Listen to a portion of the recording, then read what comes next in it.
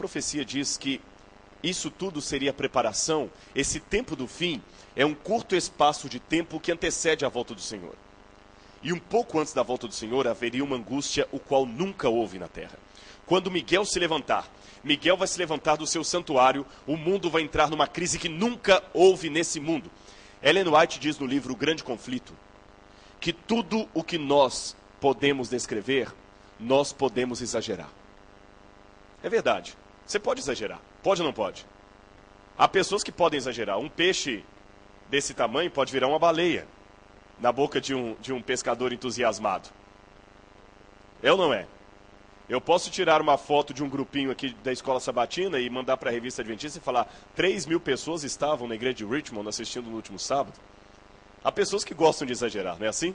Tem gente que gosta de exagerar.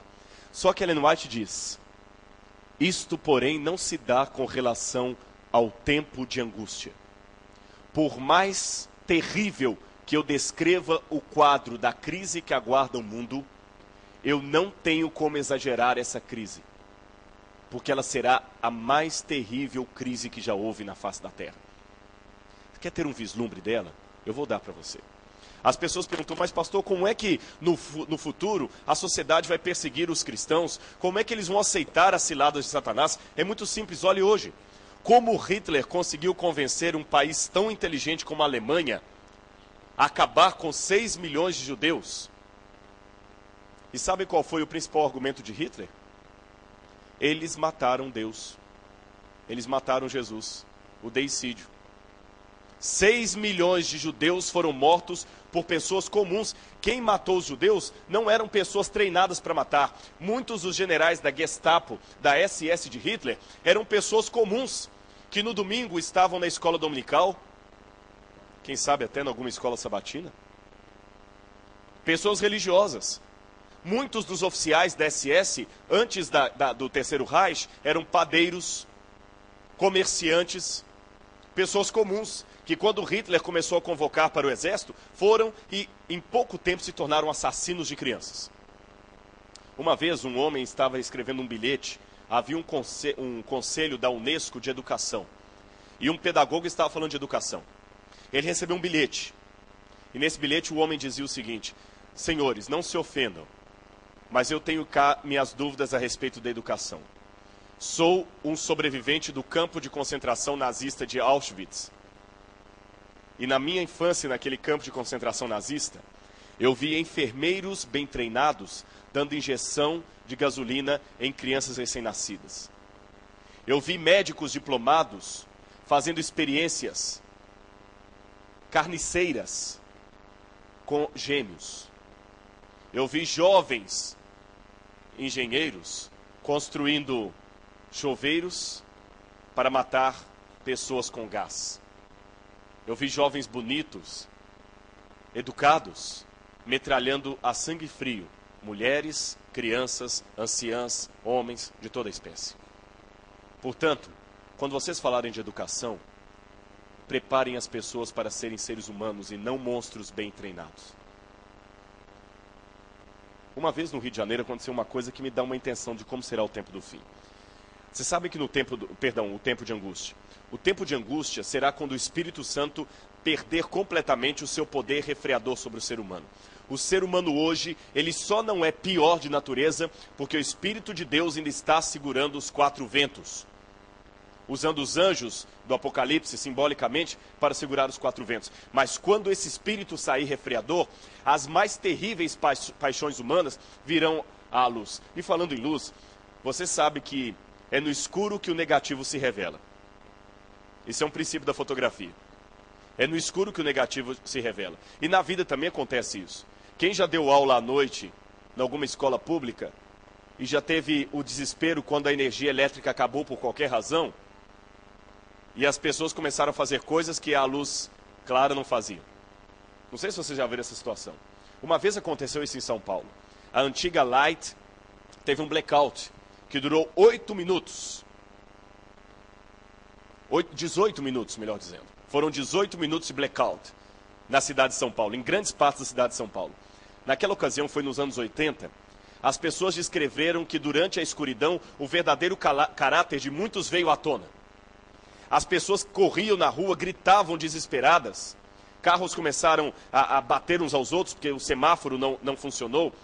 E muitas lojas foram saqueadas. Mulheres foram violentadas. Durante 18 segundos de escuridão em São Paulo. 18 minutos, obrigado. Que bom, vocês estão prestando atenção. Se eu falasse isso e ninguém corrigisse, eu ia ficar preocupado. 18 minutos.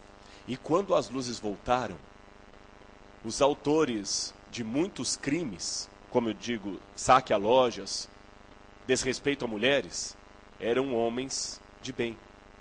Pessoas sem nenhuma passagem pela polícia. Não será que as luzes ainda estão refreando um caráter ruim que está para vir quando o Espírito Santo não estiver na terra? Uma vez no Rio de Janeiro também aconteceu algo terrível. Eu li isso na revista Veja. Dois rapazes estavam pobres, estavam esperando no ponto do ônibus. Um ônibus para ir na praia, ou virem da praia, alguma coisa assim. E um outro correu que havia roubado o tênis de um garoto da Zona Sul. E quando esse outro correu, e todos eles eram negros, então nós que somos negros, às vezes na rapidez você confunde um com o outro. Um daqueles rapazes do ponto de ônibus foi confundido com o que havia roubado o tênis do outro. E um correu, lá está o ladrão, no ponto do ônibus, e vieram correndo em cima dele. Chegaram a jogar uma pedra nele, ele correu desesperado para se defender, o colega dele correu para um lado, ele foi para o outro. E daqui a pouquinho pessoas começaram a ouvir, pega ladrão, ladrão, ladrão. E duas pessoas viraram 3, 4, 5. E eles foram correndo desesperados, aquele rapaz foi correndo e uma multidão começou a se formar correndo atrás dele. E o repórter descreveu, o jornalista da revista Veja, descreveu com vívidos adjetivos os detalhes de cada cena. A multidão linchou aquele rapaz. E quando o que foi uma pequena multidão linchou aquele rapaz, o jornalista que colheu detalhes de testemunhas disse que todo mundo ficou assustado, porque as pessoas estavam com sede de sangue, um falando, mata, mata. E uma senhora, pegou um pedaço de paralelepípedo, aquelas pedras quadradas de calçada, e jogou no tórax do rapaz. E ela sorriu quando fez aquilo. E a multidão, isso. O jornalista, o repórter deu a sua interpretação. Ele disse, as pessoas estão tão cansadas da violência, tão cheias da violência, que quando elas veem uma atitude assim, elas querem fazer justiça com a própria mão. Eu vejo uma outra explicação. As pessoas aos poucos estão ficando endemoniadas. Porque a ideia que eu tenho de possessão demoníaca é um pouco diferente da tradicional.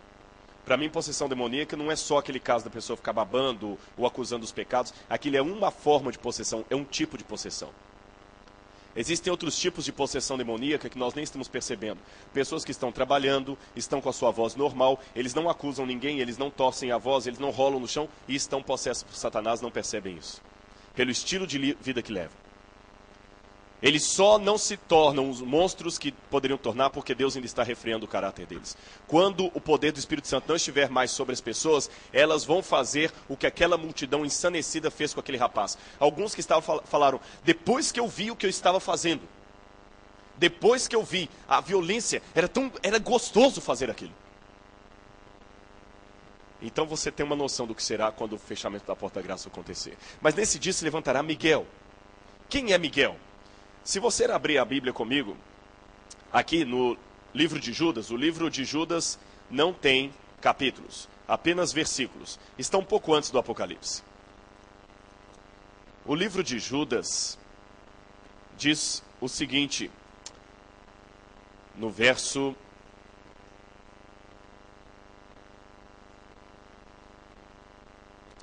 9. Contudo, o arcanjo Miguel, quando contendia com o diabo e disputava a respeito do corpo de Moisés, não se atreveu a proferir juízo infamatório contra ele. Pelo contrário, disse, o Senhor te repreenda. Então aqui diz quem esse Miguel é. Ele é um arcanjo. A palavra arque, ou arre, em grego, significa chefe, superior, supremo. Aquele que está no princípio. Por exemplo, arqueologia. o estudo do que está no princípio. Arqueduto, o condutor principal. Arqui-inimigo, o principal inimigo. Tá certo?